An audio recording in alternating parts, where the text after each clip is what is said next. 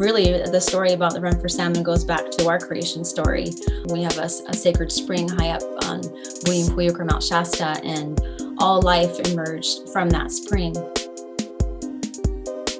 think a lot of Californians don't understand what happens to the water in this state. Salmon are essential to the health of our waterways.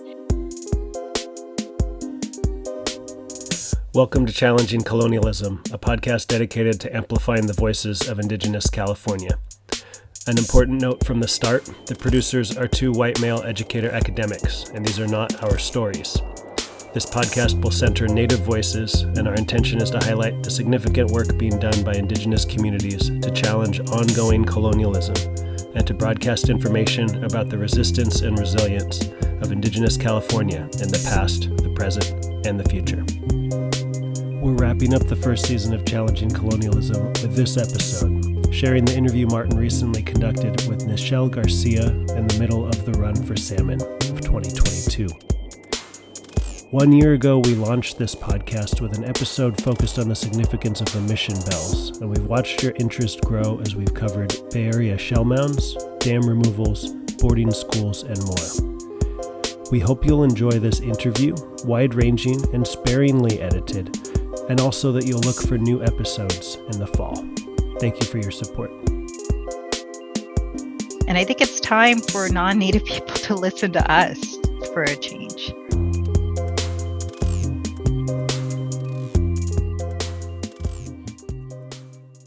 Hestum Netoyet Sotiwela Ni Winnemem Boss.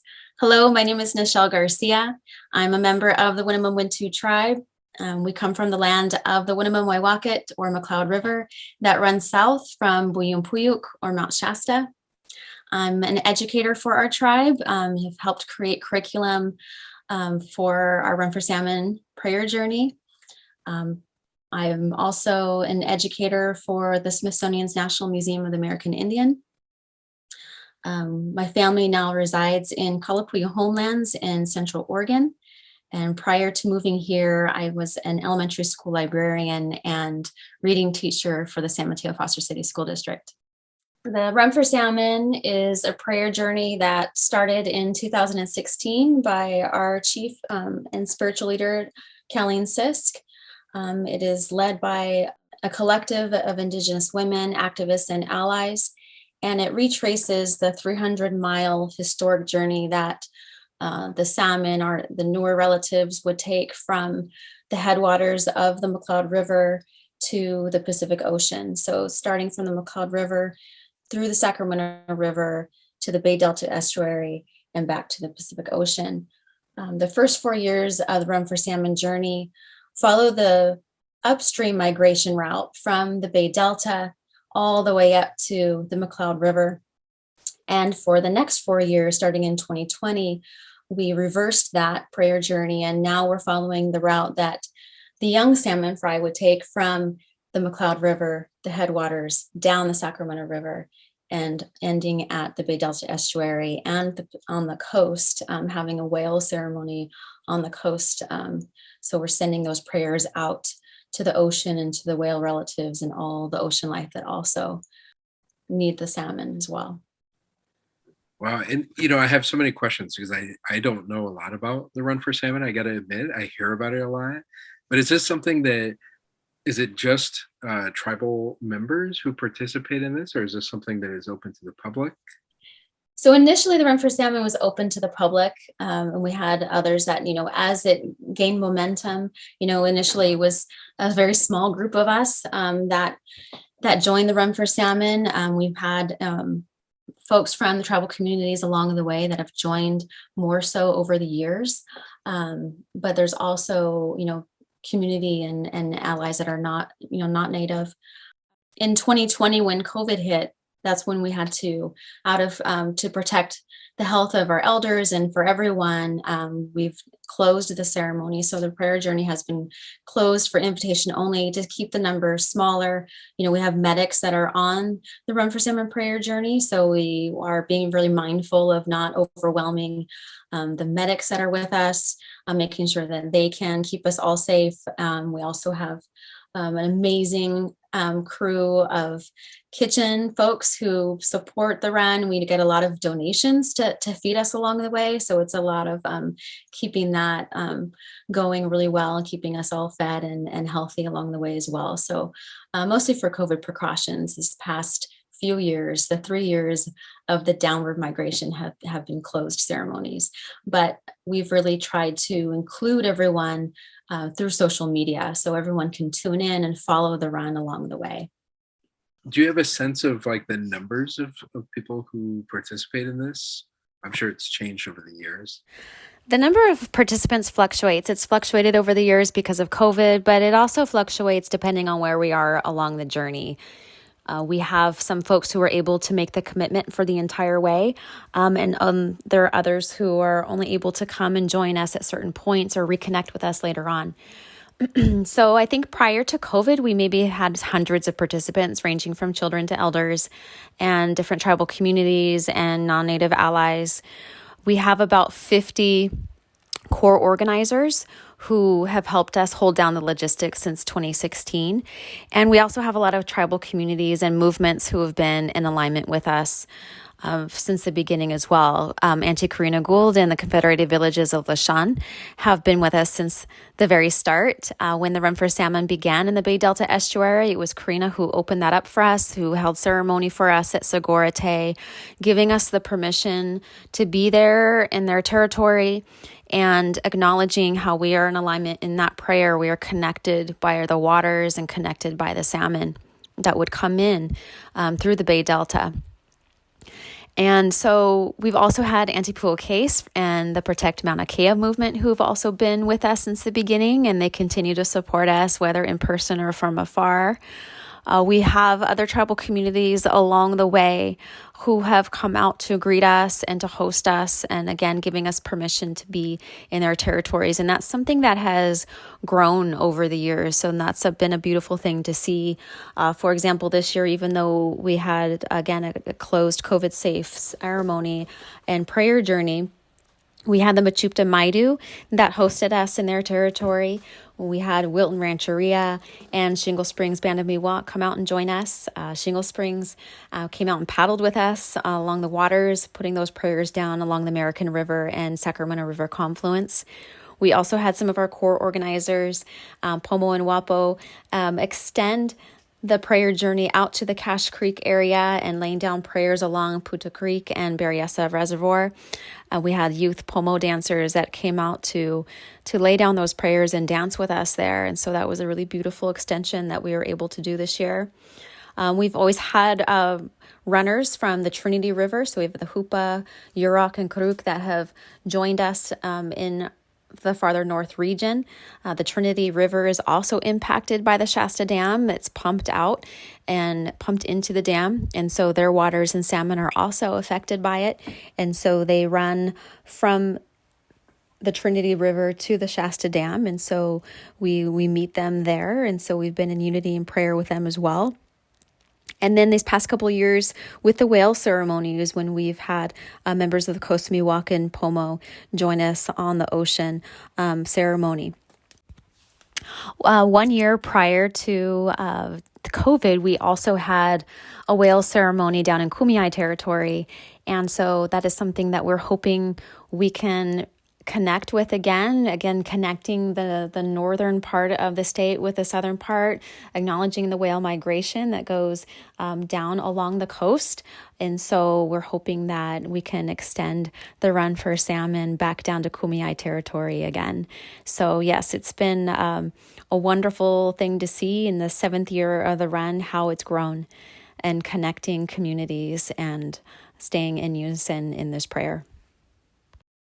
I think it's really important that, that's an aspect of the prayer journey that is beneficial for reconnecting tribal communities and connecting us in this effort that, our waters are connected.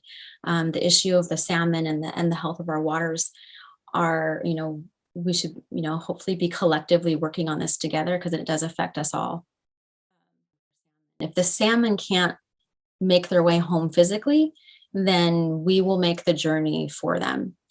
And so by following this 300-mile route that they would take along the waterways. We would go through, we bike, we run, we paddle, we walk the entire journey. And, initially it took about 2 weeks for us to cover the entire journey.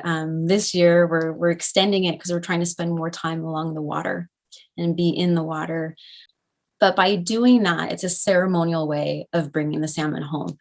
Our voices, our footsteps, our paddles are putting those vibrations back into the waters that have been missing the salmon. And I think that's what a lot of folks don't understand, that the salmon need the water as much as the water needs the salmon.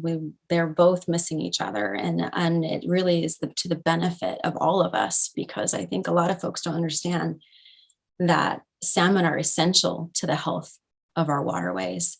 And a lot of folks like to say, oh, well, it's the drought, or it's the years of severe drought that are causing this. It's climate change that's causing it. But when you really look at it, it's the history, it's the man-made decisions of mismanaging the water, of not understanding the close relationships of salmon and water that have affected the salmon runs and the health of our waters. Too much water is being allocated away and into big ag businesses and to reservoirs in Southern California. I think a lot of Californians don't understand what happens to the water in this state. And so you really have to understand that to really get a full picture of what's going on.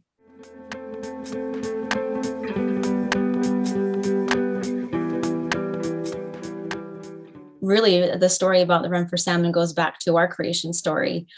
So our creation story, we have a sacred spring high up on Buyumpuyuk or Mount Shasta, and all life emerged from that spring. And humans were the last to come out of that spring. And right away, Creator knew that we were going to need a lot of help. And so the Noor, the salmon, were the first to come back and offer us their voice, so we could speak and interact with the world. And in return for that gift, we are obligated to always speak for the salmon.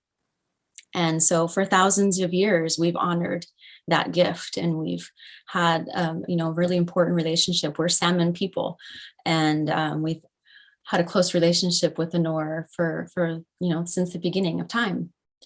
And so, as things have happened in California history, and when the building of the Shasta Dam came in, after so much had happened up to that point, being displaced, genocidal acts that were happening, getting slowly removed from our homelands as settlers started to come in.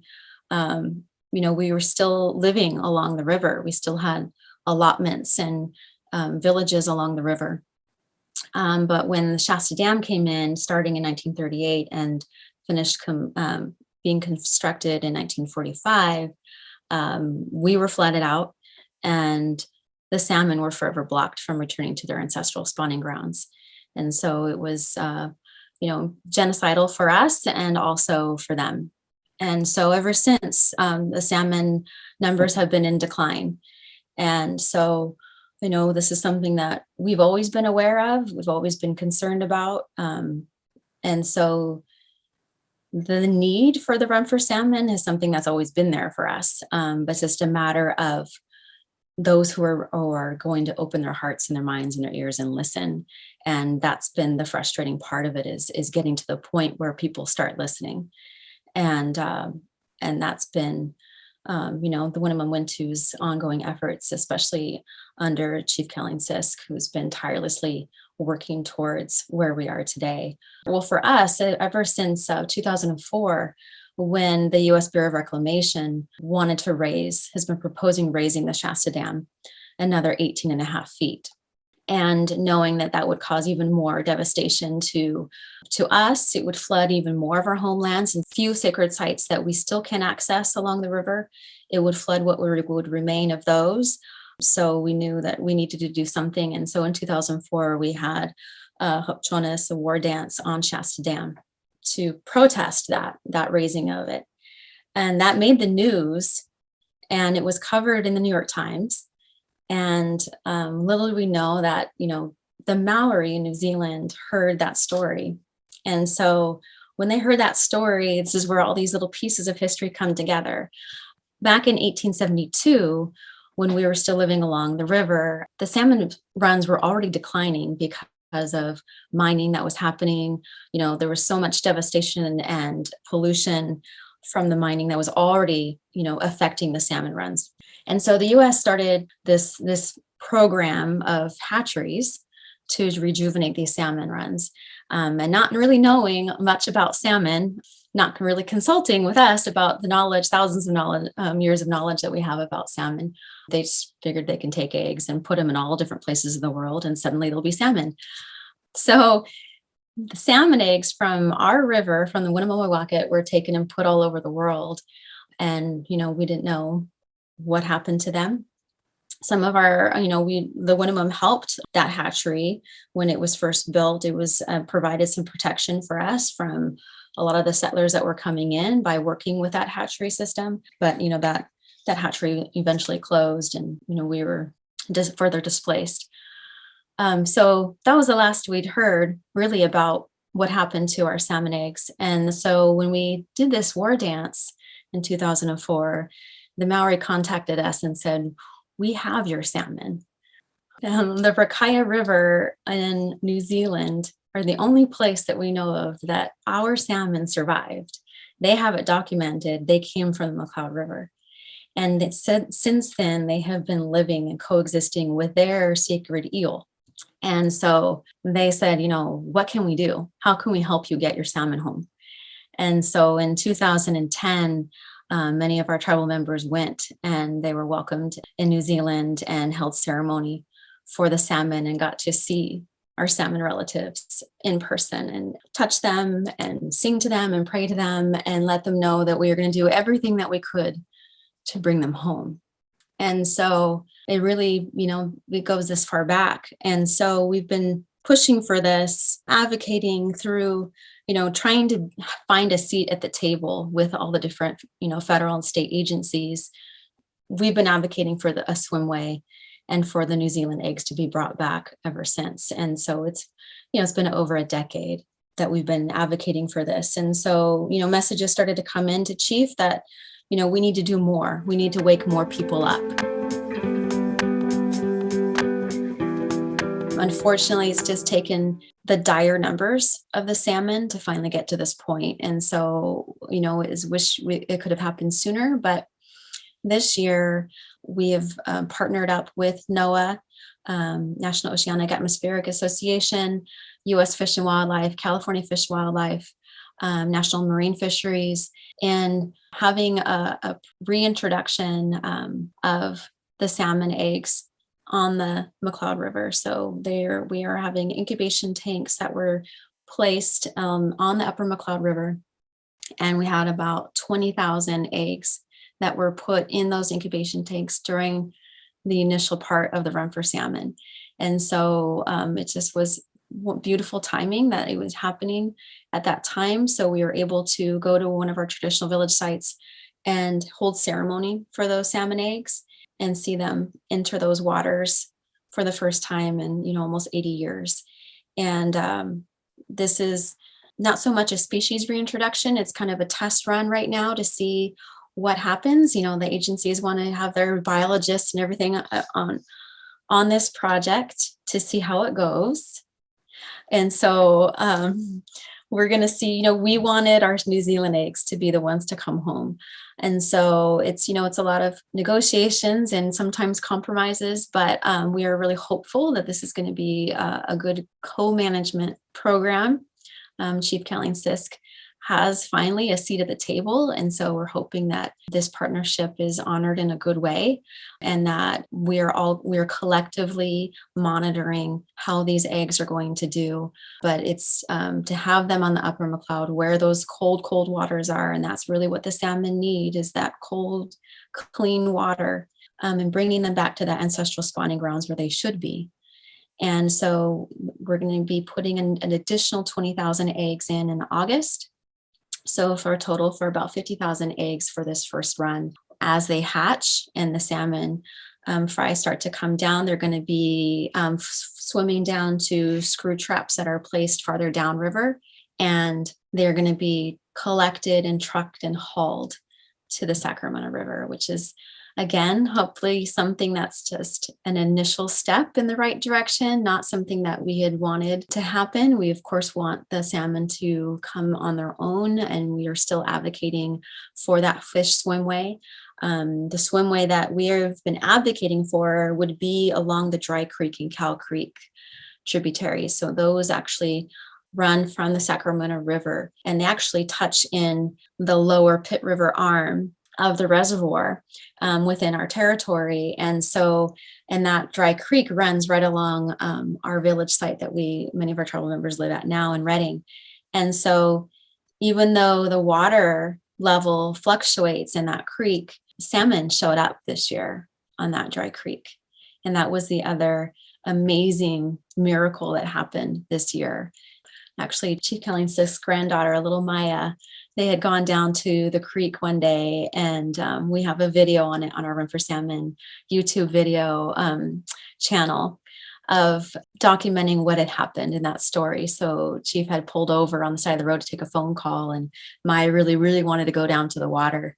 And so she went down there, and she came and got Chief and was like, "Grandma, Run4Salmon, and you got to come down." And Chief Kelling goes down to the river, to the creek, and sure enough, there are salmon there, which we would think wouldn't be possible. But all these years of us doing the Run4Salmon and setting those prayers down, because we would run along those creeks for the Run4Salmon, and we would put those prayers down because that is where we want the salmon to come. We need to tell them to make that turn from the Sacramento River to the Cow Creek confluence and go this route around the dam. We've been putting those prayers down this is our 7th year, and suddenly they show up.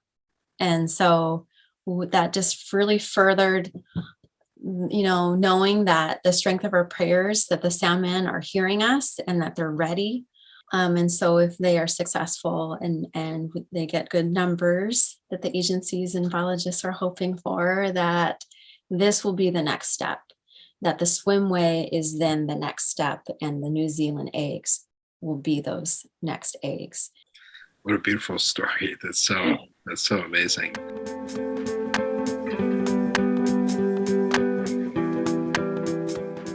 I also understand that you worked on a curriculum page. Could you tell us a little bit about what that is? For sure, yes. So I am part of the curriculum team that has worked with our tribe, and a great team of journalists, educators, filmmakers. So when we first did the Run4Salmon in 2016, after that first amazing year of like, okay, what are we doing? How can we again, get the word out? We need to maybe, think about the schools, and knowing that in the elementary schools, what curriculum needs are and where our voices, Native voices, are not heard enough of. That's definitely something that we've always wanted to advocate for. And so we started sitting around thinking about how we could create some curriculum about the Run4Salmon. And so Toby McLeod and Jessica Abbey, who are part of Earth Island Institute Sacred Land Film Project, have had a very close relationship with the Winnemem Wintu for decades. And so they have a lot of, through other films that they have done about our tribe, they have so much documented footage, but also research, that material and photography that they had at the ready. Our own filmmaker, Will Doolittle, had produced an award-winning film, Dancing Salmon Home, that documented our trip to New Zealand and seeing our salmon relatives there.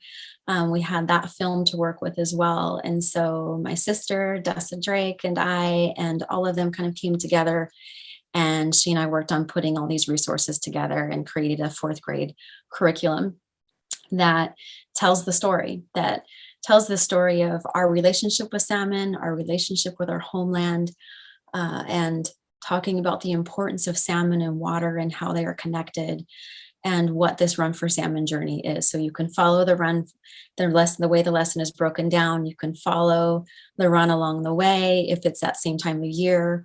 It's kind of embedded into the lesson of like checking in on where Run for Salmon is, or even just understanding the journey in that way. And so with the fourth grade curriculum, of course, we're trying to be mindful of different standards and different ways that, students learn about Native peoples and science standards, English language arts standards. And so incorporating that all into the fourth grade curriculum is something that we had tried our best to do, and really just be able to tell the story in our way, from our perspective, and hopefully be something that teachers could weave into their unit if they're teaching fourth grade, their California Indian unit.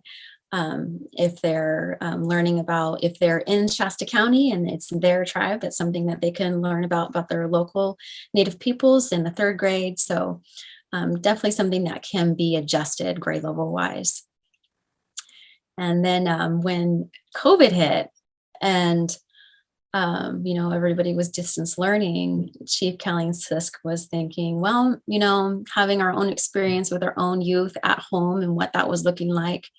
It was her idea to say, maybe we need to do some online mini lessons that can really help not only kids of any age, but anyone from any age, whether it's a family that's, homeschooling or someone who doesn't know about the Run for Salmon, just some short mini lessons of how to tell the story and how to get more awareness out. And so, again, we're huddling close together. Like it's always like in these short-term ideas. Okay, let's do this. We've got 1 month or something. And so it's always been kind of this mad rush to put something together. And so I think, that's what how the mini lessons came to be. It was really this sudden mad rush of all of us coming together, again, with some of the material that we already had, but also something that Chief Kelly told me a long time ago when I first started out as an educator and trying to think about what I was going to do in my career. I remember her always saying, you don't always have to create something. There's already a lot of good work out there. Sometimes it's knowing where to find it.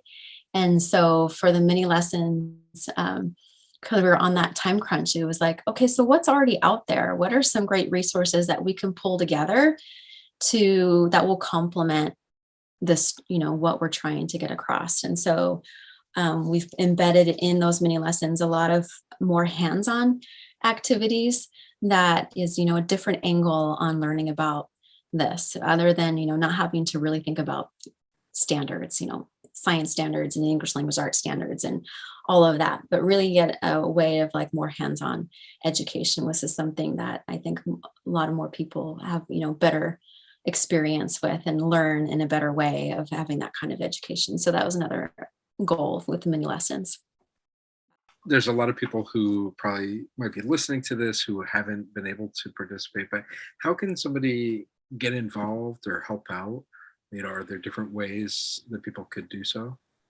Absolutely. So our run4salmon.org has a lot of information. So you can get more information about what the Run for Salmon is, what we're advocating for, some of the policies that we're up against. And so you can get more information there, but there's also more information on ways that you can support. So there is a donate portion on that website. So any funds, we raise a lot of funds are on our own. We rely a lot on grant funding.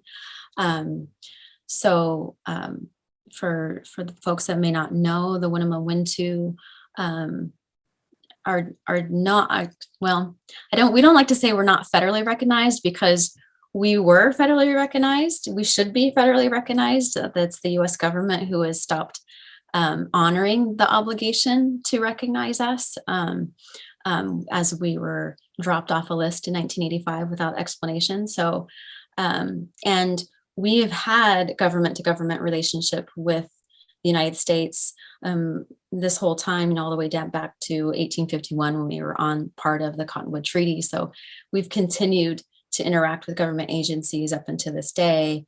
And so But when you don't have that federal status, you don't receive a lot of services or benefits that other tribes do.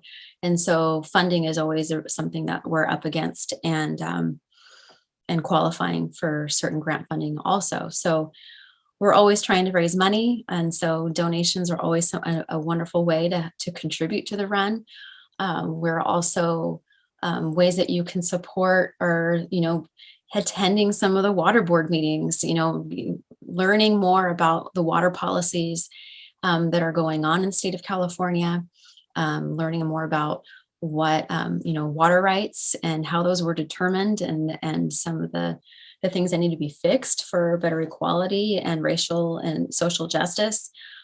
Tribes that were not included in those water rights in the very beginning of the California statehood. And so there's, I think, a lot of that history that, a lot of folks don't know about. So learning more about that and speaking up on our behalf at some of those water board meetings, Department of Water Resources, speaking to your local, state, and federal officials, writing letters. I know a lot of students in schools that I worked with write letters to the governor, write letters to, Congress. Anything to help support what we're doing is greatly appreciated. And also one of the things that, are most important is, finding your connection to the waters where you are. We are all connected by water.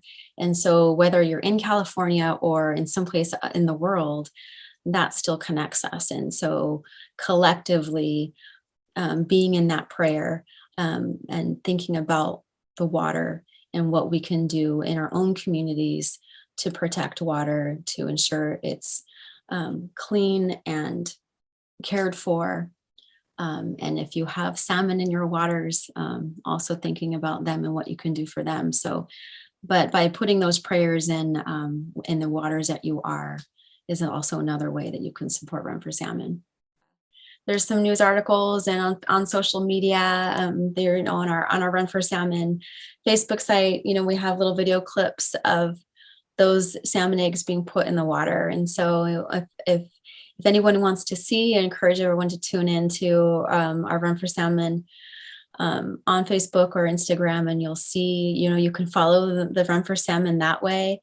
Just by tuning into social media, you can follow us and see what it looks like, what it looks like when we're on the water, and there you can see the parts of that ceremony of us welcoming those eggs in, letting them know that we're here, and our little ones were the ones that got to put the first cups of eggs into those incubation tanks. And it's not lost on me that it's our 7th year, and we had 7 youth that were there that were able to do that alongside with Chief Kelly and Sisk, to put those salmon eggs in. And it's just, my child was one of those, and it was, I think it's just now hitting me, just being on the run and then coming home, and I'm just thinking about it, and get emotional because it's historic. And for us, it's not just about bringing salmon back for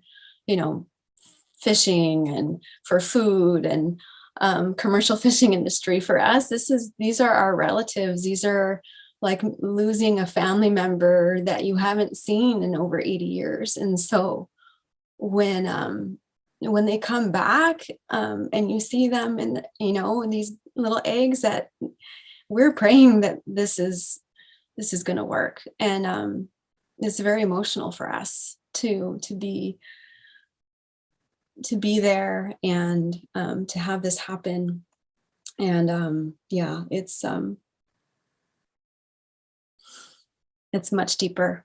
It's much deeper than just a fish and water. These are living beings and relatives, and we're obligated to take care of them. Returning the Nur back to the Winnemem Wintu is historical and emotional for us on so many levels. It's seeing a relative come home for almost 80 years, but it's also the significance of being able to go to our traditional village site, to be in that space and have our dance arbor be built, to dance and to sing and to pray. with the land and let all the beings there know that we're still here. This is land that was taken from us. It was privately owned for a long time and is now a campground for the U.S. Forest Service. And so this was the first time that we had been able to hold ceremony there in, over 100 years. So that was very significant in making sure that this was done in a good way. But it's not just about us. It's about all the other beings who are missing the salmon too. The water, the land, the plants, trees, insects, birds, animals, larger fish, seals, whales, all the way from the river to the ocean. The salmon are the most giving fish in all stages of its life. And they bring essential nutrients to the waters and the land. So by bringing them back, we're helping to restore all of those relationships, healing both the water and the land. They are climate changers. So we encourage folks to learn about the Run4Salmon, to check out our curriculum. We will be updating it to reflect the new developments that have happened this year and to track how the salmon are coming back on the Upper McCloud. And please do what you can. Do what you can in your communities, along your waterways. Help us honor our obligation to the salmon. Help us bring them home. It's for all of us.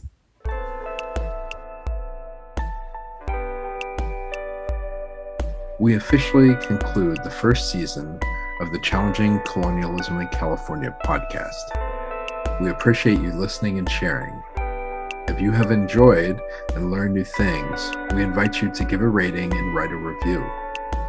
After a short break, Challenging Colonialism will return for Season 2, which will include new episodes shedding light on the problematic history of anthropology, academics, and Native Californians, movements to bring back Native village names and remove place names that glorify genocide, NAGPRA and ongoing battles to protect grave sites and repatriate ancestors, and much more.